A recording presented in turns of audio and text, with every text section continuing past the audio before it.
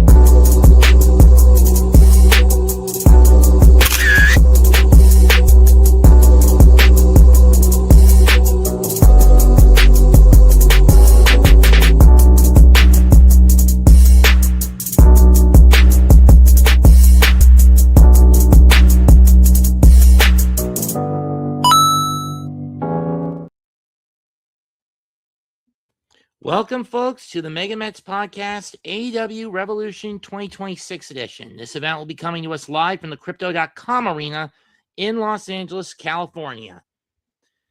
13 matches on this card, but we're going to be going by the... But we're going to get one match out on the main card out of the way first. First up is our pre-show matches. I'll go first. All right. First up is the 21-man BlackJack Battle Royal for the AEW National title. The champion Ricochet will have to defend it against Tommaso Ciampa and 19 others. Oh boy, this is going to be a tough one for the champion. I mean, he doesn't have to get pinned to lose the title, and considering it's a BlackJack Battle Royal, every man for himself. But I kind of have it with him winning this match and sneaking out again. I mean, he hasn't had this belt that long as a first champion, if you catch my drift. Indeed.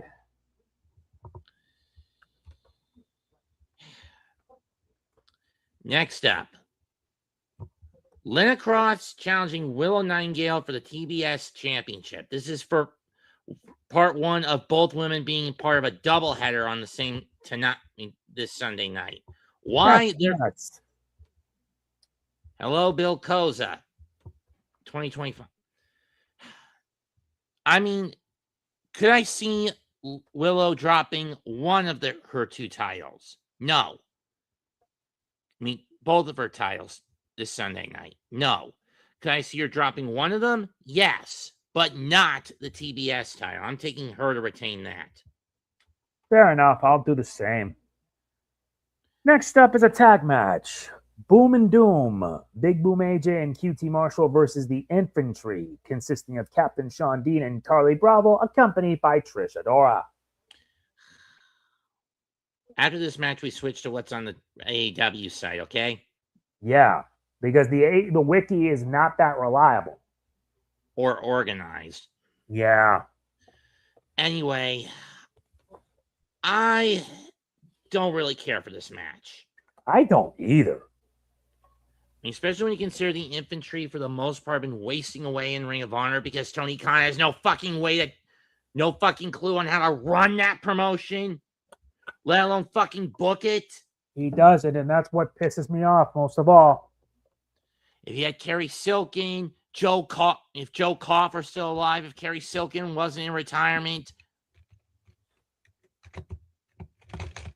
or hell, if one of us flew our asses down to Jacksonville and chewed Tony up, or flew our asses out to LA, which neither of us are going to do,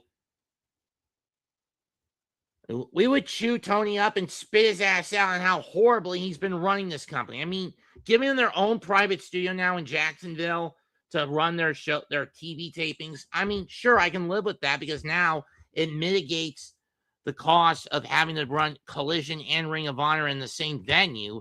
Sure, yeah. But as a consequence, you reduce your attendance to the latter events. Mm-hmm. Having said that, I am taking Boom and Doom. I'll probably be picking the Infantry. With that out of the way, let's get to the main card itself. Okay, first out, we've already covered these two. So next would be a trios tornado tag match. Roderick Strong, Orange Cassidy, and Darby Allin versus the Dogs. Gabe Kidd, Clark Connors, and David Finlay, all of whom having just recently signed full-time contracts with All Elite from New Japan Pro Wrestling. Well, this will be proven to be an interesting show. And you want to know the reason Finlay signed with AEW and not WWE? Why? Because the rumor was they were going to have him on NXT, kayfabe be the leader of Birthright, a faction consisting of predominantly second-generation wrestlers, which include, but are not limited to, Charlie Dempsey, who is William Regal's son, Lexis King, a.k.a. Brian Pillman Jr., Ariana Grace, Santina Morella's daughter, and Uriah Connors, a.k.a. Brogdon Finlay, David's little brother.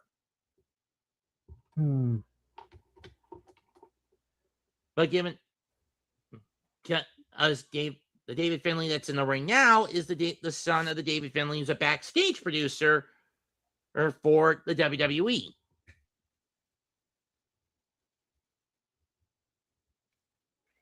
And David Finlay didn't want that. So he signed with AEW because it gives him more creative freedom and flexibility. Mm-hmm. I can't blame him if that's the case. Yep. Having said that, I'm giving this to the Dogs. We also need to know, where does Roderick Strong's allegiance lie? Does it truly lie with the conglomeration, or does it lie with himself?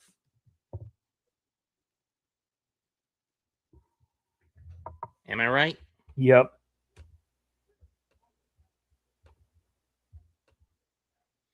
Lucif, I don't know if I can wait for Sunday. I can't wait for 2027 when Max finally moves all of its shit, including AEW, to Paramount Plus. Yeah, given the circumstances. So, who are you going to pick on this one? I picked the Dogs. I also picked the Dogs. What's next on the list? Because since we're moving to the AEW card, we don't even know.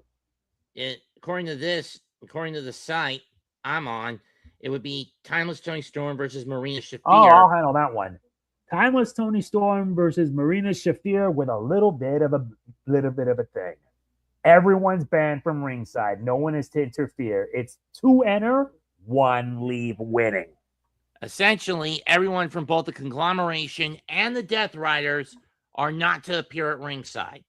But here's the thing. If you're going to enforce that stipulation, do me a favor. No fucking ref bumps, because we always get a ref bump when this stipulation comes into play. Even when you put in an additional stip where if anyone does stick their nose into the match, they're fired on the spot. That doesn't happen. Case in point, if I can pull something off my shelf. Let me guess, you're bringing the coin out. This, TNA Against All Odds 2006. Main event was Jeff Jarrett versus Christian Cage for the NWA World Heavyweight title. Zbyszko had been bragging all night. If anyone got involved, they get canned on the spot. And guess what? Didn't fucking happen. And no, yet Christian Cage still walked away with the NWA World Heavyweight title, proving that if Vince ever bothered to give him the chance, he could have been a top dog champion. Even if he only held it for 4 months, and for the most part, Christian's title reign was buried underneath the whole Jeff Jarrett Sting story throughout the bulk of 2006. Yeah.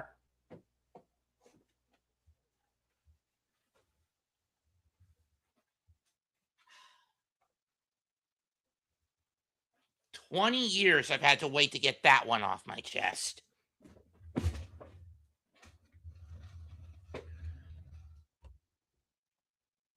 Get what I'm saying? Yep. As for who wins, give the win to Toni, and let's just end this damn feud between her and Shafir, please. Yeah, I agree. I'm picking considering where she was last year with the final Hollywood final ending thing with Mariah May, a.k.a. Blake Monroe. This is a downgrade. It is. Moving on, Swerve Strickland versus Brody King. No brainer. I am giving this to Swerve. I will also give it to the Swerve. Next up, Bandido versus Andrade el Idolo. I'll say it like this. Does Andrade want a Ring of Honor World Heavyweight title shot? No. If he beats Bandido? No. Would he care if he got it? No. If he did, would he win it and bring more gold to the Don Callis family? Something that's gotten too bloated and needs to be destroyed in here and now? It's yes. got to be dismantled. Having said that, my pick to win is the Idol, Andrade El Idolo. Your pick? Yeah, I'm picking Bandido. Next up, AEW World Trios Championship. The new champions, Don Callis family of Jake Doyle, Kyle Fletcher, and Kazuchika Okada challenge Mystico, defend against Mystico and 2/3 of the former champs, Jet Speed, Kevin Knight, and Speedball Mike Bailey. Let's not kid ourselves here. Mystico, Knight, and Bailey are not getting those belts off. Yeah. I'd say Don Callis family retains, honestly. Next up for the AEW Women's World Tag Team titles, the Babes of Wrath versus Megan Bayne and Lena Cross. And this is what I was worried about. I mean, depending on how you know full well Cameron and Bayne are going to have to carry this match, depending on how overtaxed Cross and Willow are. Right? If they're too overtaxed, it's just going to be reduced to a one-on-one between Cameron and Bayne, and Bayne's basically going to overpower Cameron, and that's why I say we're going to get new AEW Women's Tag Champs. Mm-hmm. And nobody can blame me for that. I know. I'm just going to throw a bone and just have the Babes of Wrath retain. And you? Bayne and Cross. That's pretty interesting. We'll see how this goes. Next.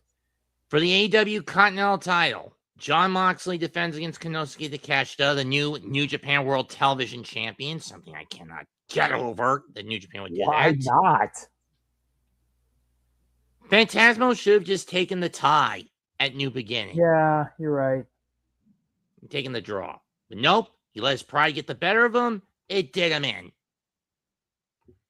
Anyway, catch is, this one will have no time limit.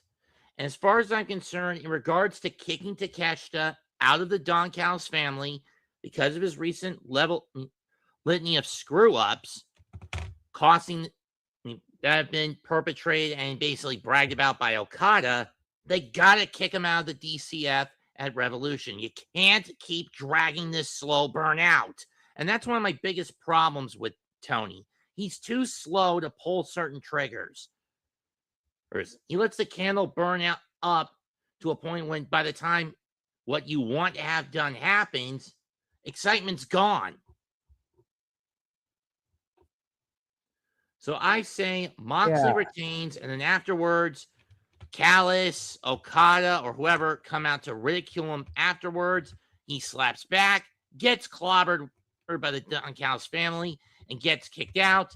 And then thus begins Konosuke's face turn and his quest for redemption, beginning with him going after Okada for the international title, probably at Dynasty. Yeah.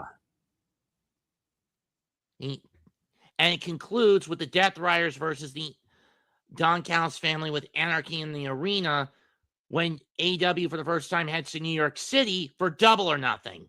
Oh, dear. It's going to be at one of the tennis venues in Queens. The smaller one, not Arthur Ashe. You might want to get a ticket while you can. I don't know if I plan to. I got to save up money anyway. Plus, it's a pain in the butt it is. So I'm just going to throw a bone and just have it pick John to retain. Fair enough. Because he'll probably do anything he could to keep it. You'll probably pick Takeshita. No, I'm taking Moxley. Oh, that's a better choice. Because again, for Takeshita to get kicked out of the Don Callis family, he needs to lose. Exactly. You're up. And now for the AEW World Tag Team Championship. The champions, FTR, will take on the Young Bucks. After what the Young Bucks saw happen to their younger brother, who is not a wrestler, I might want to point out. And how Yikes. Harwood and Wheeler even went at it with the Bucks' father. Things are getting dicey. I mean, Very dicey. FTR has been doing everything they can to hold on to those belts with every shortcut possible since Full Gear. However, I don't really think this is the time. As much as I wanted to say it's the time, this is the time for FTR to drop the belts. I don't know if it is. Yeah. Might as well break the coin out. Heads FTR, tails it goes to the Bucks. Let's do it.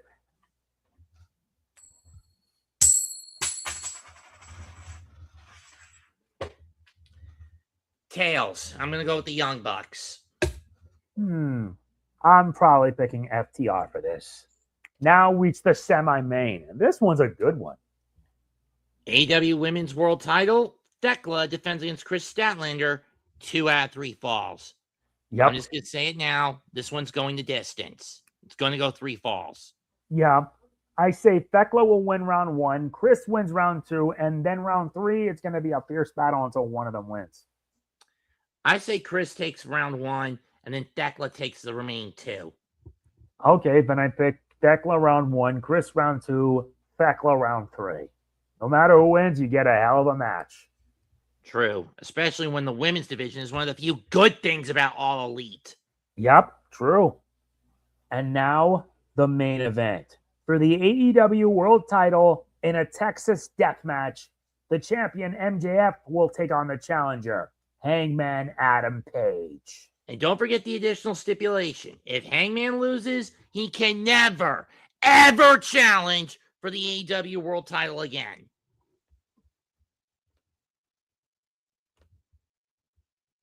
If you ask me, the sooner Hangman is out of the equation. While yes, on paper this favors Hangman. He's never lost a Texas death match.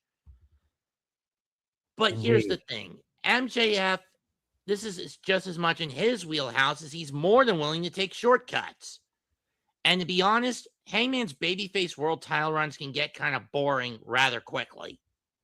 Why do you think they took the belt off him at Full Gear to Samoa Joe, only for Joe to drop it to MJF at World's End?